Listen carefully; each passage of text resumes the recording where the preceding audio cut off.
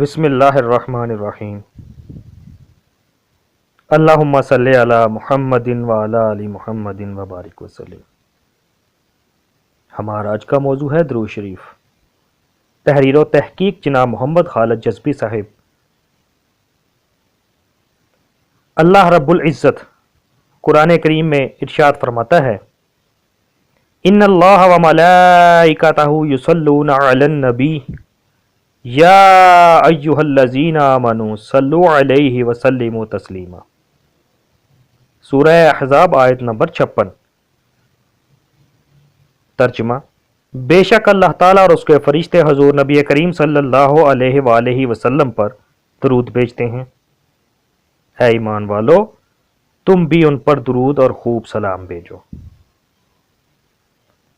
امام کائنات حضور محمد رسول اللہ صلی اللہ علیہ وآلہ وسلم پر ایک مرتبہ درود بھیجنے پر اللہ تعالیٰ کی 10 رحمتیں نازل ہوتی ہیں۔ چنانچہ مسلم شریف میں حضرت ابو ہریرہ رضی اللہ تعالیٰ عنہ سے روایت ہے کہ رسول اللہ صلی اللہ علیہ وآلہ وسلم نے فرمایا، جو شخص مجھ پر ایک مرتبہ درود بھیجتا ہے اللہ تعالیٰ اس پر 10 رحمتیں نازل فرماتا ہے۔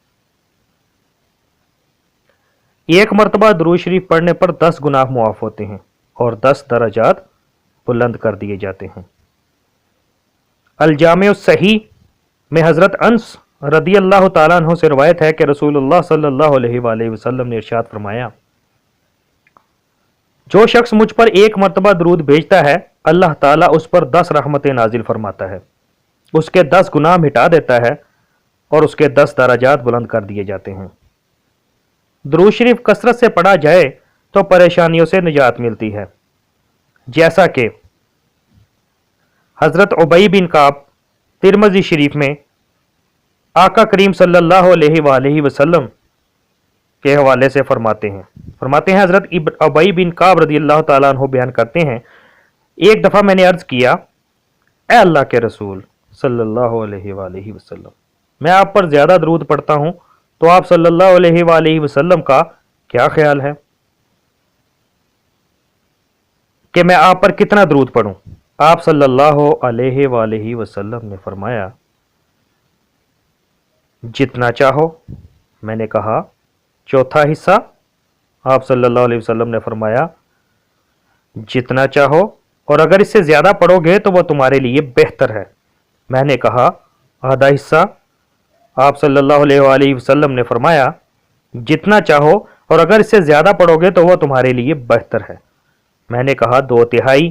آپ صلی اللہ علیہ وآلہ وسلم نے فرمایا، جتنا چاہو، اور اگر اس سے زیادہ پڑھو گے تو وہ تمہارے لیے بہتر ہے۔ میں نے کہا، میں آپ پر درود ہی پڑھتا رہوں تو؟ آپ صلی اللہ علیہ وآلہ وسلم نے فرمایا، تب تمہیں تمہاری پریشانی سے بچا لیا جائے گا اور تمہارے گناہ معاف کر دیے جائیں گے۔ ایک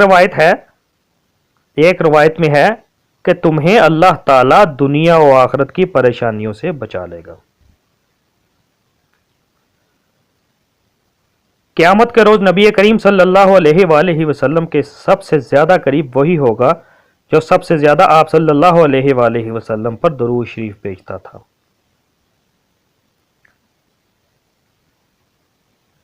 ترمذی، ابن حبان اور ابو یعلا کے حوالہ سے حضرت عبداللہ بن مسعود رضی اللہ تعالیٰ عنہ سے روایت ہے کہ رسول اکرم صلی اللہ علیہ وآلہ وسلم نے فرمایا،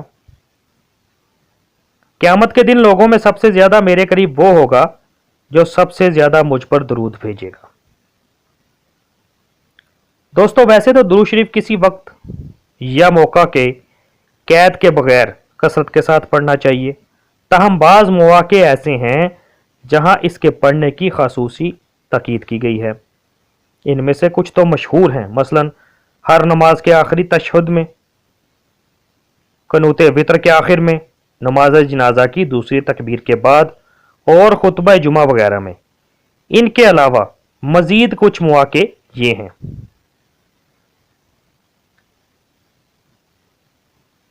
ابو داؤد شریف، ترمذی شریف اور علامہ ناصر البانی کی صحیح احادیث کی کتاب کے حوالے سے حضرت فضالہ بن عبید رضی اللہ تعالیٰ بیان کرتے ہیں کہ نبی کریم صلی اللہ علیہ وآلہ وسلم نے ایک شخص کو نماز میں دعا کرتے ہوئے سنا۔ اس نے آپ صلی اللہ علیہ وآلہ وسلم پر درود نہ بھیجا، چنانچہ آپ صلی اللہ علیہ وآلہ وسلم نے فرمایا اس نے جلد بازی کی ہے۔ پھر آپ نے اسے بلایا اور فرمایا تم میں سے کوئی شخص جب نماز پڑھ لے تو سب سے پہلے اللہ تعالیٰ کی حمد و ثنا بیان کرے، پھر نبی صلی اللہ علیہ وآلہ وسلم پر درود بھیجے، اس کے بعد جو چاہے اللہ سے مانگے۔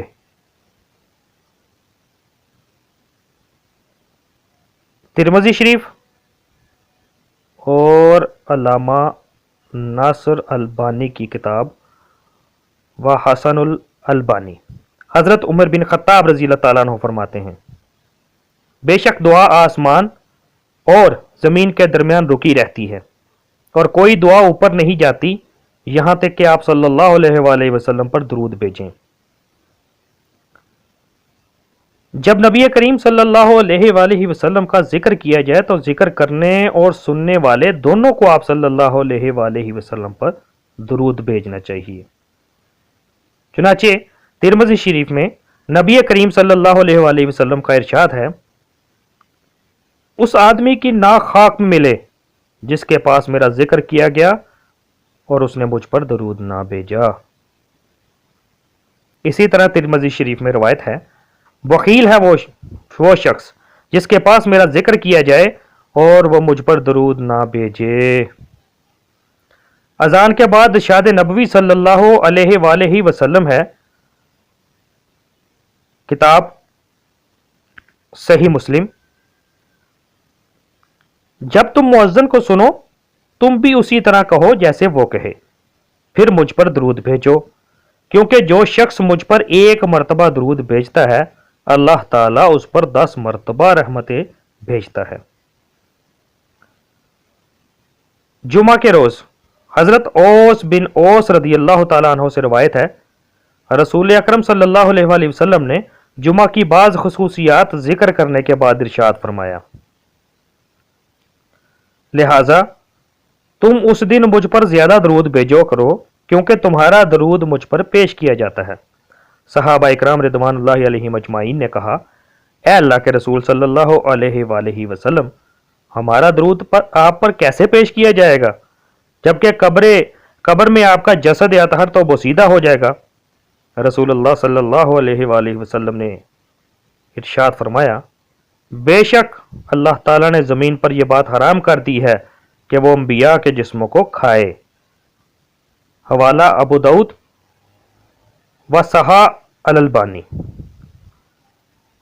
صبح و شام حضرت ابو دردہ رضی اللہ تعالیٰ عنہ سے روایت ہے کہ رسول اللہ صلی اللہ علیہ وآلہ وسلم نے الجامع الصحیح میں فرمایا جو آدمی صبح کے وقت 10 مرتبہ اور شام کے وقت 10 مرتبہ مجھ پر درود بھیجتا ہے اسے قیامت کے دن میری شفاعت نصیب ہوگی۔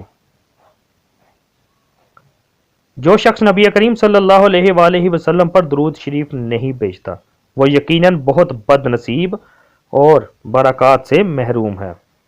چنانچہ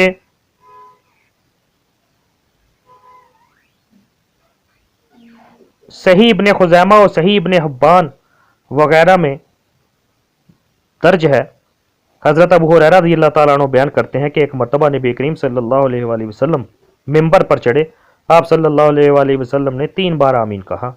آپ صلی اللہ علیہ وآلہ وسلم سے کہا گیا کہ آپ صلی اللہ علیہ وآلہ وسلم پہلے تو ایسا نہیں کرتے تھے۔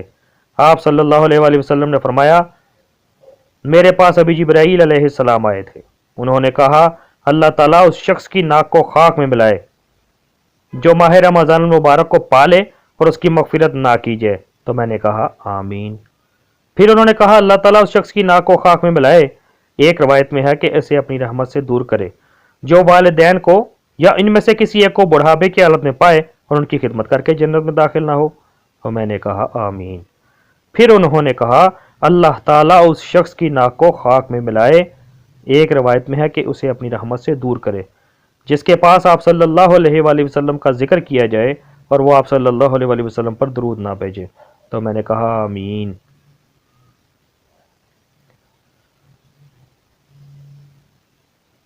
الجامع صحیح للالبانی میں حضرت عبداللہ بن عباس رضی اللہ تعالیٰ عنہ سے روایت ہے کہ نبی کریم صلی اللہ علیہ وآلہ وسلم نے ارشاد فرمایا، جو شخص مجھ پر درود بھیجنا بھول جائے وہ جنت کے راستے سے ہٹ گیا۔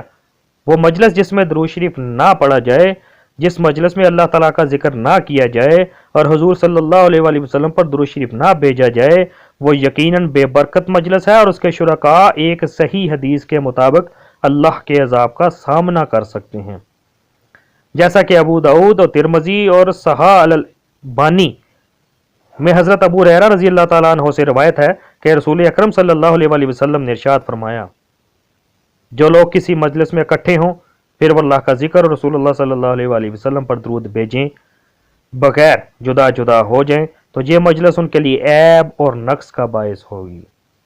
اگر اللہ تعالیٰ چاہے گا تو انہیں عذاب دے گا اور اگر چاہے گا تو انہیں معاف کر دیا جائے گا۔ اللہ رب العزت سے دعا ہے کہ وہ ہم سب کو رسول اللہ صلی اللہ علیہ وآلہ وسلم کے تمام حقوق ادا کرنے، آپ صلی اللہ علیہ وآلہ وسلم کی اطاعت کرنے اور آپ صلی اللہ علیہ وآلہ وسلم سے سچی محبت کرنے کی توفیق عطا فرمائے، اور قیامت کے روز ہمیں آپ صلی اللہ علیہ وآلہ وسلم کی شفاعت اور آپ کے مبارک ہاتھوں سے حوض کوثر کا پانی نصیب فرمائے۔